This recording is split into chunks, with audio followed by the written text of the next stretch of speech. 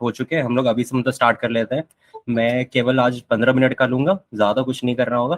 मैं तुम्हें डायरेक्टली ये सब चीज़ बता दूंगा जो जो चीज़ ज़रूरी होता है एग्जाम के टाइम पे, ठीक है ना। हेलो ब्यूटी आप, चलो लेट्स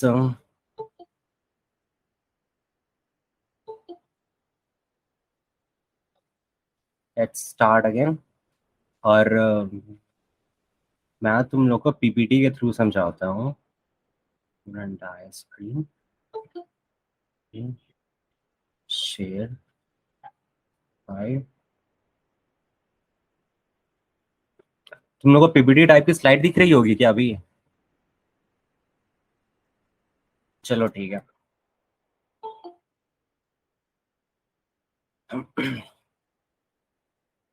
अब डायरेक्टली मैं तुम्हें बता देता हूँ इसमें आईआईटी के एग्जाम के बारे में। एक फिजिक्स, यहाँ पे तुम्हारे 3 सब्जेक्ट्स हैं, फिजिक्स, केमिस्ट्री और एक है तुम्हारा मैथ्स। ओके। फिजिक्स में ओवरऑल अराउंड 120 मार्क्स के तीनों में क्वेश्चंस आएंगे, ठीक है, ये आप लोग को पता होगा। और इन समय पेपर 1 और पेपर 2 को मिला करके, अब पेपर 1 में इसमें 18 क्वेश्चंस, पेपर 2 में भी इसमें 18 क्वेश्चंस, सेम इसमें भी 18 18 18 18, ठीक है। अब इसके बाद में तुम्हारे लिए यहाँ पर का सबसे इंपॉर्टेंट चीज ये होने वाला है कि आप क्वेश्चंस को देख करके आप करोगे कैसे। अब इसमें का किसी का फिजिक्स अच्छा होगा तो वो सोचेगा मैं पहले फिजिक्स कर लूँ, किसी का केमिस्ट्री तो वो केमिस्ट्री, किसी का मैथ्स तो वो मैथ्स करेगा। बट आप लोग को ऐसा नहीं करना है। आप लोग को सबसे पहले ये चीज देखना है कि पी, सी और एम में से सबसे इजी आपको उस वक्त कौन सा लग रहा होगा। जरूरी नहीं कि फिजिक्स इजी होगा या फिर केमिस्ट्री या फिर मैथ्स इजी होगा। तीनों हार्ड भी हो सकते हैं, तीनों इजी भी हो सकते हैं, या फिर रिलेटिवली कोई भी अपने आप में हो सकता है, ठीक है। अब आप लोग पहले ये डिसाइड कर लेना कि आप उसमें से क्या करने वाले हो। जनरली हम लोग को केमिस्ट्री करना चाहिए, क्योंकि केमिस्ट्री आपकी जल्दी सॉल्व हो जाती है। और आप लोग को सारे के सारे 18 क्वेश्चंस नहीं करने हैं तीनों में, ये आप इस पे ध्यान रखिएगा कि हर एक क्वेश्चन को मैक्सिमम आप पर क्वेश्चन को आप 10 मिनट्स नहीं, आप 6 मिनट्स का टाइम दोगे, ठीक। तो 1 आवर में आपका 10 क्वेश्चंस होगा, और 3 आवर्स में आपका 30 क्वेश्चन, और 30 क्वेश्चन का अराउंड ये होता है आपका 90 मार्क्स के, ठीक है। तो हम लोग को ये सब चीज नहीं करना है कि हम लोग मतलब कि फिजिक्स का सारे के सारे लगाने पे लग जाओ, केमिस्ट्री के सारे पे कर जाना, क्योंकि अब यहाँ पर एक आता है सब्जेक्ट कट ऑफ की चीज, ठीक है। ये है।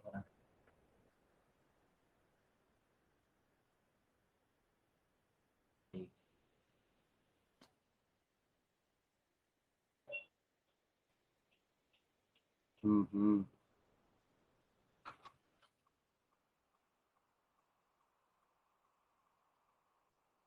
एक आता है आपका सब्जेक्ट कट ऑफ, जो कि आपका अराउंड 12 मार्क्स तक मैक्सिमम जाता है। और एक होता है ओवरऑल कट ऑफ, जो कि आपका अराउंड 90 मार्क्स के आसपास में, अगर हार्ड पेपर हुआ तो कभी कभी वो आपका 20 मार्क्स का राउंड होता है, 120, ठीक है। अब आप लोग को ये पहले डिसाइड कर लेना कि आप पहले क्या करने वाले हो। आप पहले आप फिजिक्स करोगे कि केमिस्ट्री करोगे कि आप मैथ्स करोगे, ठीक है। अब उस हिसाब से पर क्वेश्चन को आप केवल 6 मिनट्स का टाइम दोगे, ठीक है। और आप लोग को दूसरी चीज ये करनी है, आप लोग को सारे क्वेश्चंस नहीं करने हैं, आप लोगों को ऑल क्वेश्चंस को अटेम्प्ट नहीं करना है, ठीक है। सारे क्वेश्चन अटेम्प्ट नहीं करने। क्वेश्चन देखा, अगर वो बनने वाला होगा तो ही टाइम देना, नहीं होगा तो छोड़ के निकल जाना। ईगो में किसी भी क्वेश्चन को मत लेना। बहुत लोग, बहुत स्टूडेंट्स यही काम करते हैं कि वो ईगो में लेने लग जाते हैं, ठीक है ना।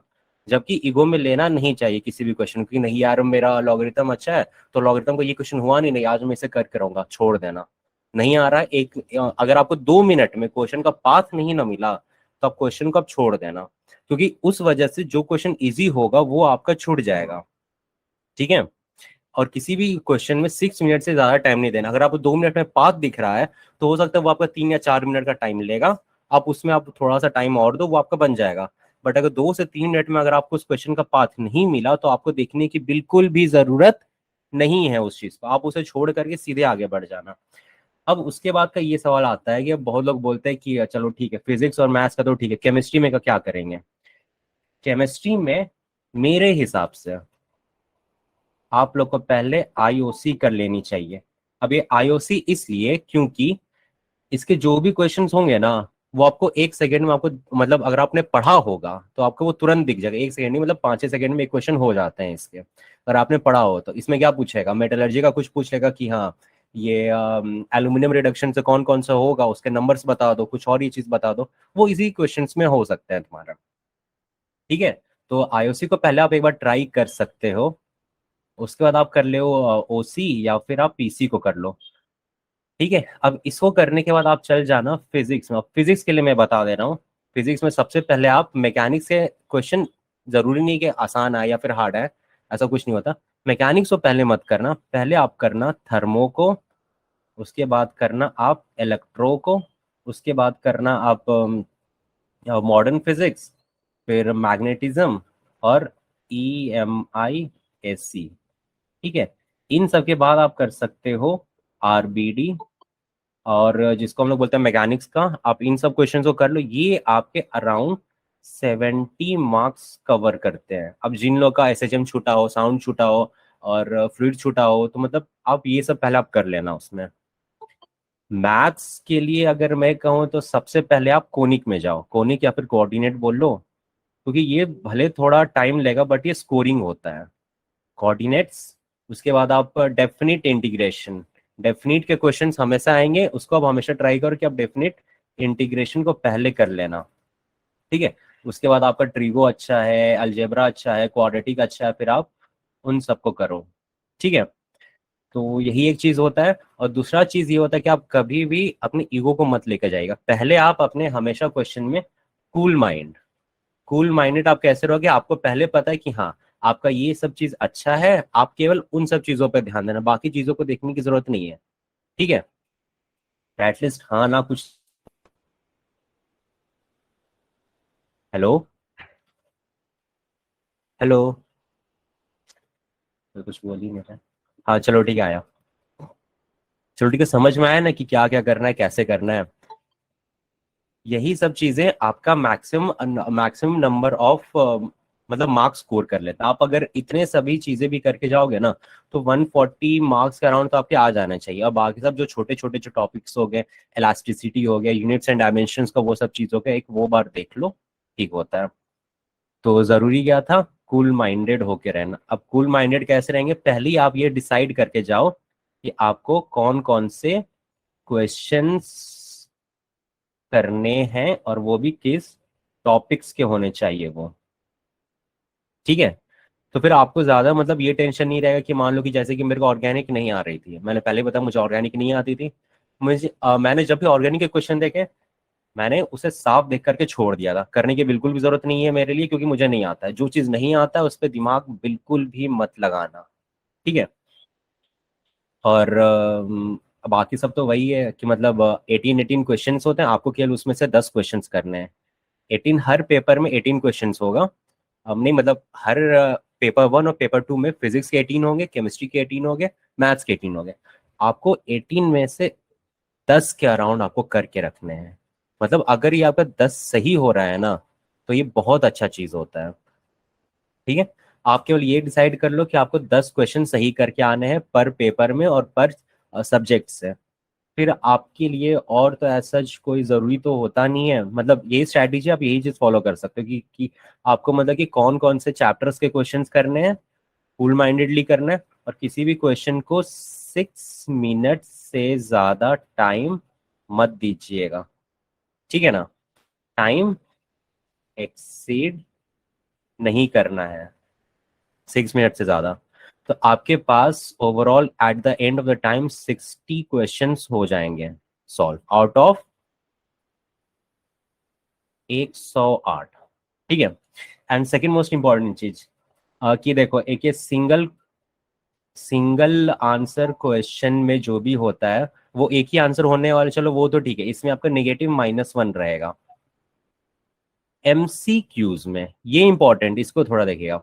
MCQs में मान लो कि ऑप्शन A है, B है, C है और D है, जिसमें से ऑप्शन ए, बी और सी सही है, ठीक है। अगर आप ए लगा देते हो तो आपको 1 मार्क्स मिल जाएगा। अगर आप बी भी लगा दोगे तो आपको एक और इसके लिए मिल जाएगा, और आप सी लगा दोगे तो आपको पूरे के पूरे 4 मार्क्स मिल जाएंगे, ठीक है। लेकिन अगर यही चीज आप यहाँ पे ऐसे करोगे, ए बी सी और डी में से आपने ए पे कर दिया, सी पे कर दिया और डी पे लगा दिया है, तो आपके -2 हो जाएंगे। तो एमसीक्यूज में आपको ये ध्यान रखना है कि जो मतलब कि जो ऑप्शन आपको सही लग रहा होगा, ओनली करेक्ट ऑप्शन जो आप जिसमें आप 110% श्योर हो कि होगा, आपको केवल उसी पे टिक करना और किसी पे टिक मत करिएगा। नहीं तो मतलब ऐसा बोले तो बेकार हो जाएगा सब चीज। -2 होने का मतलब ये नहीं कि केवल आप जैसे कि आप 100 मार्क्स का आप स्कोर कर चुके हो तो उसमें -2 होगा। ठीक, उसमें का आप ये चीज देखो, आप ए और सी अगर आप सही कर रहे होते तो आपको यहाँ पे +2 मिलता, जो कि आपका 102 होता। और 102 की जगह पर आपको अब कितने मिल रहे होंगे, 98। तो आपके लिए -4 हुआ, ठीक है। आप उसको केवल -2 करके मत देखना। अगर आपने ऑप्शन एक चीज सही कर दिया है, 2 ऑप्शन सही कर दिए, उसके बाद अगर आप ये चीज देख रहे हो तो फिर आप देख लो कि आपको 4 मार्क्स का लॉस होगा। जो 102 आना चाहिए था वो आपको केवल 98 आएगा, ठीक है। तो यही सब चीजें कुछ जो कि आप लोगों को ध्यान रखनी है, और बस मतलब यही है। और एग्जाम के लिए अच्छे से प्रैक्टिस कर लो, और जो भी आपको टॉपिक स्ट्रांग हो ना उस पर फोकस करना, ठीक है। ज्यादा मतलब आप टेंशन मत लेना कि हाँ मेरा वो छूट गया है वो छूट गया, आपसे केवल जितने भी हो चुके हैं केवल आपके, अगर किसी सब्जेक्ट में 5 ही चैप्टर हुए, 6 ही चैप्टर हुए तो ठीक है, आप 6 चैप्टर के सारे क्वेश्चन सही करके आओ, सब्जेक्ट कट ऑफ पार हो जाएगा उससे। और बाकी आप ओवरऑल कट ऑफ के लिए आप बाकी सारे मतलब सब्जेक्ट्स को ले लो, तो उसमें भी आपका मतलब सिलेक्शन का गारंटी हो सकता है इजीली आपके लिए। आप चलो आप इतना कर लो तो हो जाता है। चलो, all the best guys and हाँ एमिट बोलो।